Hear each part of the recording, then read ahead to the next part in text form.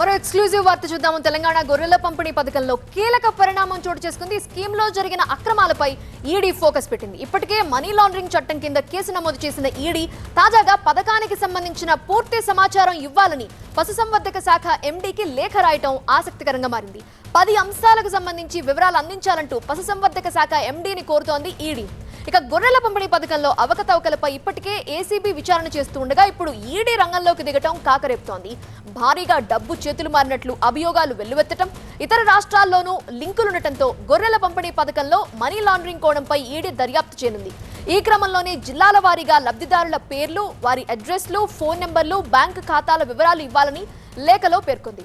ఈ పథకంలో జరిగిన అవినీతిపై అంతర్గత నివేదికలతో కూడిన సమాచారం కూడా వెంటనే ఇవ్వాలని పశుసంవర్ధక శాఖ ఎండీకి స్పష్టం చేసింది ఈడీ. పూర్తి వివరాలు అందించడానికి మా ప్రతినిధి ప్రణీత లైవ్ లో సిద్ధంగా ఉన్నారు. ప్రణీత, ఈడీ రాసిన ఆ లేఖలో 10 అంశాలకు సంబంధించి వివరణ ఇవ్వాలని కోరుతున్నారు కదా, ఎప్పటిలోపల వివరణ ఇవ్వాలని అంటున్నారు? ఎండీ ఏమైనా స్పందించారా? వారికోస్ వెయిన్స్ వ్యాధికి కేవలం 30 నిమిషాల చికిత్స. కాల్ చేయండి 9989527715. అయితే ఇప్పటికే తెలంగాణ రాష్ట్ర వ్యాప్తంగా ఈ గొర్రెల పంపిణీ పథకానికి సంబంధించి గత ప్రభుత్వం 2017లో ఈ స్కీమ్ని తీసుకొచ్చింది. అయితే వేల కోట్ల రూపాయల ఖర్చు పెట్టి తీసుకొచ్చినటువంటి ఈ స్కీమ్లో కొన్ని వందల కోట్ల రూపాయల స్కామ్ జరిగినట్లు ఇప్పటికే తెలంగాణ ఏసీబీ నిర్ధారించింది. సో దానికి సంబంధించినటువంటి ఆధారాలను కూడా ఇప్పటికే ఏసీబీ అధికారులు సేకరించారు. అయితే ఏసీబీ ఇన్వెస్టిగేట్ చేసినటువంటి తరుణంలోనే సైమల్టేనియస్గా ఎన్ఫోర్స్మెంట్ డైరెక్టరేట్ అధికారులు ఎంట్రీ ఇచ్చారు.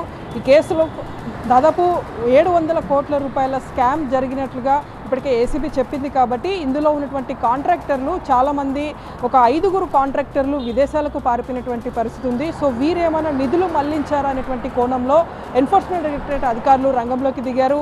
ఈ మొత్తం ఏసీబీ నమోదు చేసినటువంటి కేసును ఆధారంగా చేసుకొని పిఎంఎల్ఏ కింద ఈడీ కూడా ఒక ఈసీఐఆర్ నమోదు చేసింది. సో వీరు ఇన్వెస్టిగేట్ చేసేందుకు ఈ అనిమల్ హస్బెండరీ నుండి కావాల్సినటువంటి ఇన్ఫర్మేషన్ అంతా ఇవ్వాల్సిందిగా ప్రజెంట్ మేనేజింగ్ డైరెక్టర్గా ఉన్నటువంటి అనిమల్ హస్బెండరీ డిపార్ట్మెంట్కి ఈడీ అధికారులు ఒక లేఖ రాశారు. మొత్తం 10 అంశాలను కోట్ చేస్తూ వాటికి సంబంధించినటువంటి వివరాలను ఇవ్వాల్సిందిగా కోరారు. మొత్తం తెలంగాణ వ్యాప్తంగా ఎంతమంది బెనిఫిషరీస్ ఉన్నారు, ఎంతమందికి ఇప్పటి వరకు గొర్రెలను పంపిణీ చేశారు, ఒకవేళ పంపించి ఉంటే వాటికి సంబంధించినటువంటి బ్యాంకు వివరాలతో పాటు ఎవరెవరి ఖాతాల్లోకి ఇది వెళ్ళింది అనేటువంటి పూర్తి వివరాలు కూడా ఇవ్వాల్సిందిగా ఈడీ అధికారులు అనిమల్ హస్బెండరీ డిపార్ట్మెంట్కి లేఖ రాశారు. సో మొత్తం ఇట్లా 10 అంశాలు ఉన్నాయి. త్వరలోనే ఈ వివరాలన్నింటినీ కూడా ఈడీ అధికారులకి అనిమల్ హస్బెండరీ శాఖ నుండి వెళ్ళనున్నాయి. రైట్ ప్రణీత.